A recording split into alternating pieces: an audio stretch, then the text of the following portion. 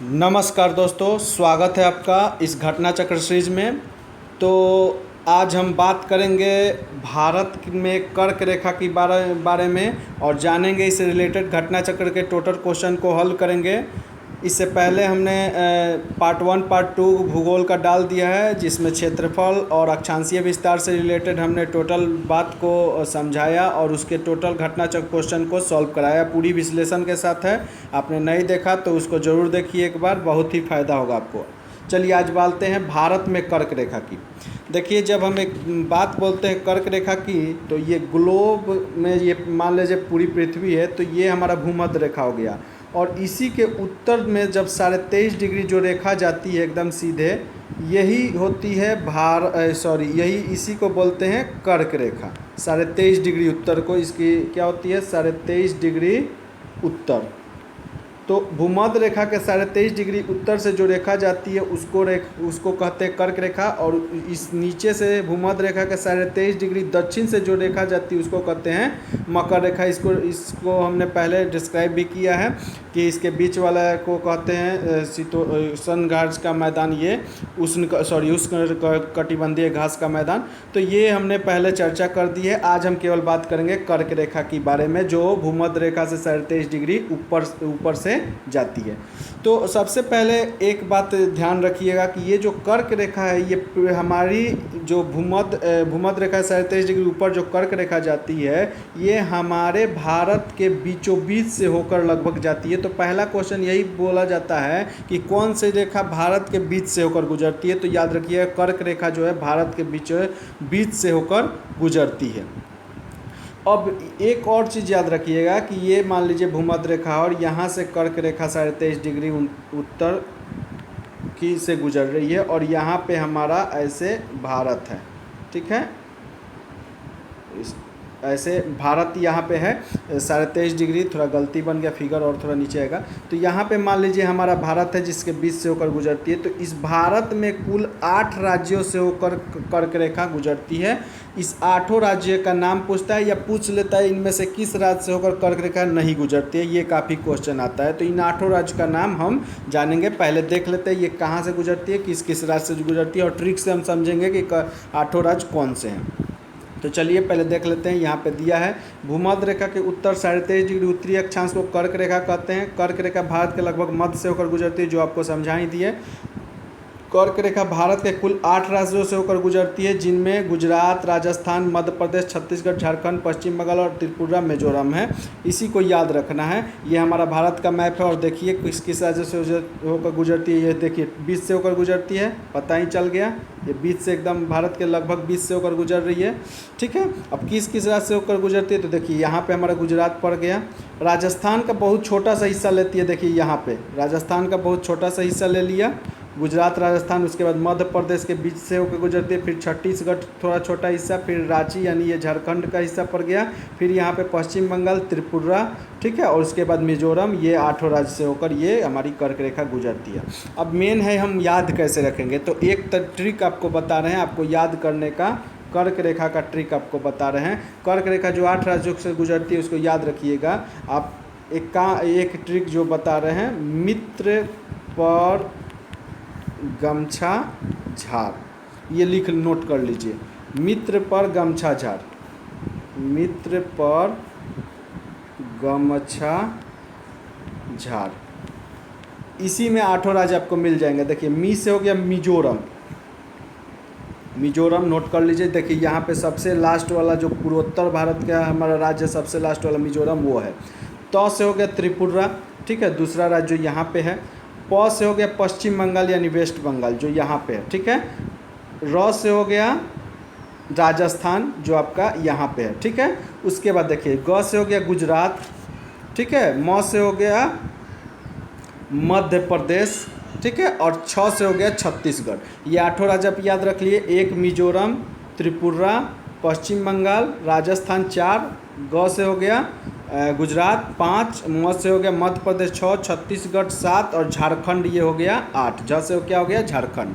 तो ये 8 राज्य आप ट्रिक से याद रख लिए। मित्र पर गमछा झाड़, बस आपको याद रखना है, 8 राज्य याद रखेंगे। ठीक है, ये भारत का भूगोल हम पढ़ा रहे हैं, इसलिए हम कर्क रेखा भारत के बारे में बात कर रहे हैं। जब विश्व का पढ़ाएंगे तो आपको बताएंगे कि पूरे विश्व में कोई किस किस देश से कर्क रेखा होकर गुजरती है। यहाँ पे हमारा भारत पड़ता है, ये बीच से भूमध्य रेखा। ठीक है, तो ये हम विश्व में चर्चा करेंगे, उसका भी ट्रिक हम आपको बताएंगे। अभी याद रखिए मित्र पर गमछा झाड़, ये 8 राज्य आपको मिल जाएंगे। ठीक है, तो अब आते हैं थोड़ा क्वेश्चन सॉल्व करते हैं। ठीक है, देखिए एक चीज़ और याद रखिए, सूर्य जब उत्तरायण में चला जाता है भूमध्य रेखा के ऊपर, मान लीजिए ये भूमध्य रेखा है और यहाँ पे सूर्य है, उत्तरायण में ऊपर चला जाएगा, तो जाहिर सी बात है इस दिशा में क्या होगी, ज़्यादा दिन होगा, यानी रोशनी ज़्यादा आएगी ज़्यादा समय तक। तो वही चीज़ ये बोल रहा है कि सूर्य जो है, देखिए दोस्तों अगर अच्छा लग रहा है तो लाइक कीजिए, सब्सक्राइब कीजिए और शेयर कीजिए ज़्यादा से ज़्यादा। चलिए देखते हैं, सूर्य के उत्तरायण भूमध्य रेखा के उत्तर होने पर उत्तरी गोलार्ध में दिन की अवधि बढ़ती जाती है। उत्तरी गोलार्ध में क्या होगी, ये सब उत्तरी गोलार्ध है, इसमें दिन की अवधि बढ़ती जाएगी।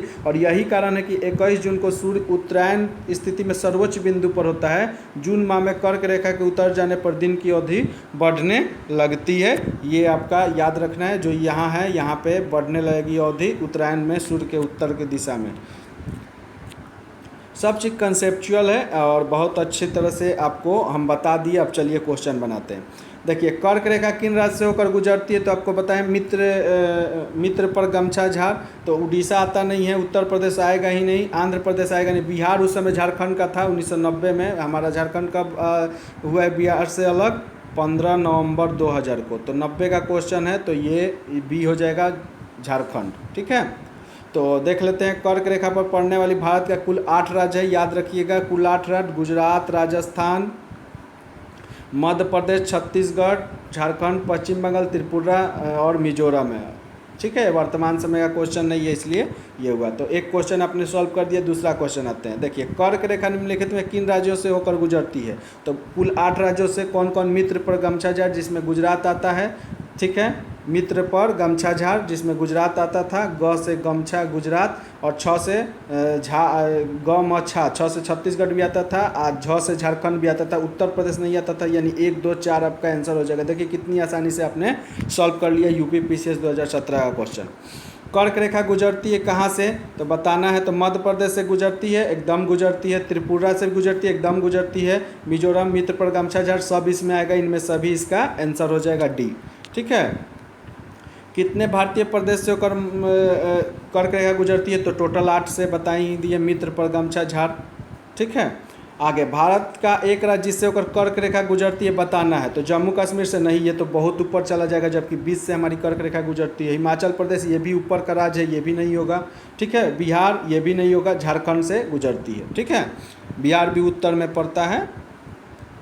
निम्नलिखित नगरों में कौन कर्क रेखा के निकटतम दूरी पर स्थित है। देखिए अब यहाँ पे थोड़ा आपको याद रखना पड़ेगा, या आपको एक वर्ल्ड मैप लेके देखना पड़ेगा कौन सी स्थिति कहाँ पे है, लेकिन एक अनुमान के तरह हम बता दें तो थोड़ा बहुत आपको याद रखना पड़ेगा इसके बारे में कि अगरतला कहाँ पड़ता है। तो आपको बता दें ये अगरतला जो है, ये अगरतला आपको पड़ेगा, त्रिपुरा की राजधानी है, मालूम ही है, और ये पड़ता है आपको 23 डिग्री 50 सेकेंड उत्तर में। देखिए जैसे यहाँ पे दिया भी है, देखिए अगरतला जो है 23-50 उत्तर में पड़ता है। इस तरह 23.5 से जब आप घटाइएगा, 23-50 में 23.5 को घटाइएगा तो लगभग -20, यानी कह सकते हैं इन दोनों के अंतर जो अगरतला और कर्क रेखा का वो 20 सेकेंड का अंतर है। ठीक है, आगे भी देख लेते हैं। दूसरा है गांधीनगर, गांधी कहाँ पड़ता है, तो 23 डिग्री 13 सेकेंड उत्तर में, और जब कर्क रेखा यानी 23.5-30 से जब इसको घटाइएगा गांधीनगर को, तो ये लगभग क्या 13 में कितना जोड़िएगा तो 30 आएगा, तो 17 जोड़िएगा तो 30 आएगा, तो इसका अंतर कितना है 17, यानी सबसे नज़दीक कौन है, अभी गांधीनगर है। तीसरा देख लेते हैं, तीसरा क्या है, जबलपुर है। तो जबलपुर का लोकेशन देख लेते हैं।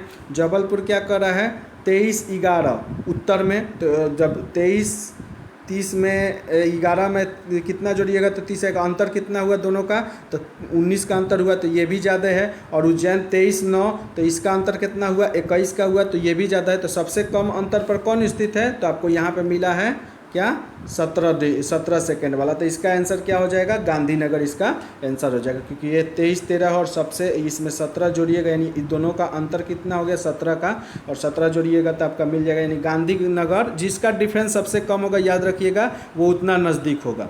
ठीक है, तो गांधीनगर सबसे नज़दीक है, इसको याद रखिएगा, नोट कर लीजिए। आपको पीडीएफ भी दे देंगे इस पूरे चैप्टर का। ठीक है, निम्न नगरों में कौन सा कर्क रेखा के निकटतम स्थित है, फिर वही क्वेश्चन है और फिर सब की स्थिति जानना है। तो एक तरह से देखिए तो दिल्ली तो उत्तर में है, दिल्ली तो आया ही नहीं, ये बहुत उत्तर में, तो ये तो होगा नहीं नज़दीक कर्क रेखा का। कोलकाता हो सकता है क्योंकि कर्क रेखा वेस्ट बंगाल से होकर गुजरती है। नागपुर सबसे नीचे है, ये भी होगा नहीं, महाराष्ट्र से तो होकर कर्क रेखा नहीं गुजरती है। और जोधपुर भी हो सकता है, क्योंकि जोधपुर कहाँ पड़ता है, तो जोधपुर जो पड़ता है आपको राजस्थान में पड़ता है। ठीक है, लेकिन यही दोनों में अब देखना है कौन नज़दीक पड़ेगा, 2 गो तो कट गया। तो देख लेते हैं, दिल्ली 28-25 बताए ही हैं, बहुत उत्तर में पड़ता है कर्क रेखा से, कर्क रेखा 23.5 डिग्री है, जबकि ये 28-25 है। कोलकाता देखिए 22-30 है, कितना है 22-30 वेस्ट बंगाल, और कर्क रेखा हमारा कितना पड़ता है 23-30, तो 22-30 यानी लगभग 1 डिग्री का अंतर है कोलकाता का। अब आइए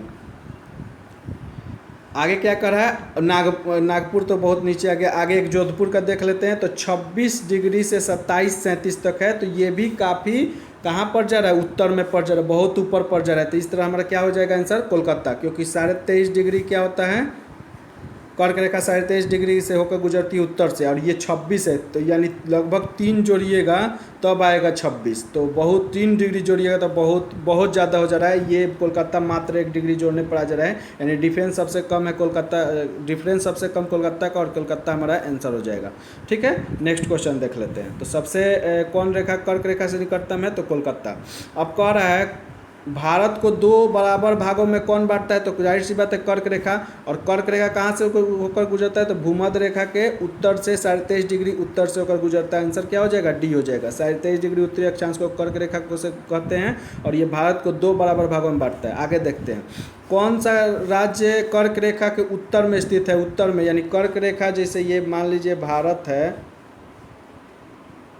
तो यहाँ से कर्क रेखा होकर गुजरती है, और बताना इसमें ऊपर कौन है। तो आपको ये क्वेश्चन झारखंड से होकर गुजरती, मिजोरम और त्रिपुरा, तो मणिपुर इसका आंसर हो जाए, क्योंकि ये तीनों राज्यों से होकर गुजरती है। और कह रहा है इसके उत्तर में, कर्क रेखा के उत्तर में कौन है, तो आप एक ठो मणिपुर। अब देख लेते हैं इसको फिगर में, तो आपको ऑलरेडी यहाँ पे मैप में देखा है, देखिए ये मिजोरम पड़ा, और यहाँ पे जो है ना, यहाँ पे आपको मिजोरम के जस्ट ऊपर ये वाला भाग ये मणिपुर पड़ता है। तो कर्क रेखा यहाँ से होकर गुजरती है और इसके उत्तर में पड़ता है, तो मणिपुर ये हो जाएगा इसका आंसर, क्योंकि मिजोरम त्रिपुरा से तो होकर ही गुजरती है। तो इसका आंसर क्या हो जाएगा, इसका आंसर हो जाएगा आपका मणिपुर, बी नंबर। ठीक है, आगे आते हैं। जून माह में, ये देखिए क्वेश्चन आ गया उत्तरायण वाला। जून माह में निम्न स्थानों में कहाँ पर दिन की अधिकतम होगी, तो जाहिर सी बात है आपको बताएं कि जो भी, चूँकि जून माह में सूर्य चला जाता है इधर भूमध्य रेखा के ऊपर, यानी उत्तर, जो भी सबसे उत्तरी भाग होगा हमारा, जो भी सबसे उत्तरी राज्य होगा, उसमें क्या होगी, सूर्य की दिन की अवधि सबसे ज़्यादा होगी। तो देख लेते हैं हैदराबाद कहाँ पड़ता है, तो ये हैदराबाद नीचे पड़ता है। भारत का जो स्थिति है इसमें आपको बता दें, ये भारत की स्थिति है, तो हैदराबाद यहाँ पड़ता है। ठीक है, चेन्नई भी नीचे पड़ता है, भोपाल बीच में पड़ता है, जबकि दिल्ली यहाँ पे पड़ता है, ऊपर की स्थिति में है। ठीक है, तो आंसर क्या हो जाएगा, दिल्ली हो जाएगा। मैप लेके बैठिएगा, ज़्यादा समझ में आएगा। ठीक है, तो देख लीजिए, सूर्य के उत्तरायण भूमध्य रेखा के उत्तर होने पर उत्तरी गोलार्ध में दिन की अवधि ज़्यादा होती है। 21 जून के सूर्य उत्तरायण में स्थिति सर्वोच्च बिंदु पर होती है। इस माह में कर्क रेखा उतर जाने पर दिन की अवधि बढ़ने लगती है।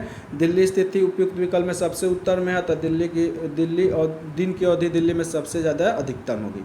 ठीक है, और देखते हैं निम्नलिखित में से कौन सा कर्क रेखा के सबसे निकटतम है। तो फिर वही क्वेश्चन आ गया निकटतम, तो इसमें भी कुछ याद रखना पड़ेगा, जिसमें जबलपुर और उज्जैन ये दोनों आपको बता दिए हैं। जबलपुर क्या बताएं, ये मध्य प्रदेश में है, और इसकी स्थिति क्या है 23-11।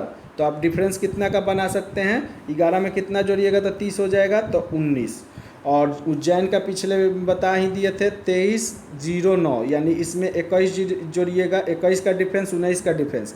अहमदाबाद, ठीक है, अहमदाबाद कितना पर पड़ता है, तो आपको बता दें 23 डिग्री 02 मिनट, तो 2 में कितना जोड़िएगा यानी 28 का इतने अंतर पड़ जाएगा।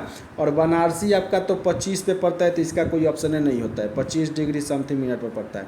तो ये 28 हुआ, ये 19 हुआ, ये 21 हुआ। सबसे नज़दीक कौन पड़ेगा? जबलपुर, जो कि मध्य प्रदेश का एक राज्य है। तो देख लेते हैं वही चीज़, देखिए यहाँ पे दिया भी है जबलपुर जो 23-11 है। डिफेंस कितना पड़ेगा? 11 में कितना जोड़िएगा तो 30 आएगा, तो 19 का।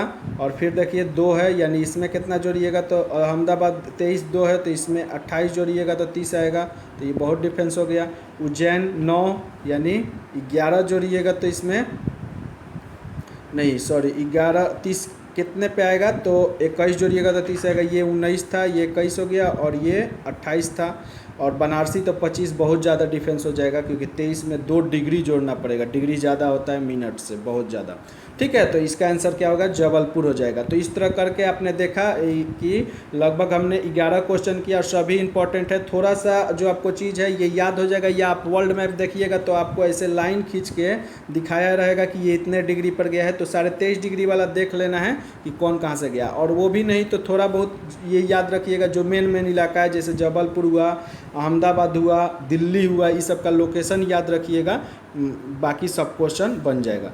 तो नेक्स्ट चैप्टर में हम मानक समय के बारे में चर्चा करेंगे पूरे विश्लेषण के साथ, और उसको पढ़ेंगे। ये दोस्तों वीडियो अच्छा लगे तो अपने दोस्तों के साथ शेयर कीजिए, लाइक कीजिए, सब्सक्राइब कीजिए, और ज़्यादा से ज़्यादा सपोर्ट कीजिए हमको। Thank you, all the best. Total घटना चक्र का सीरीज़ पूरे विश्लेषण के साथ सॉल्व करेंगे, और आप देखेंगे जब एक बार कर लेंगे तो किसी भी पीटी से लेके मेंस का भी इसी में हम विश्लेषण करते हैं, तो वो भी नोट करते रहिएगा, कहीं नहीं फंसिएगा। Thank you, all the best for your examination.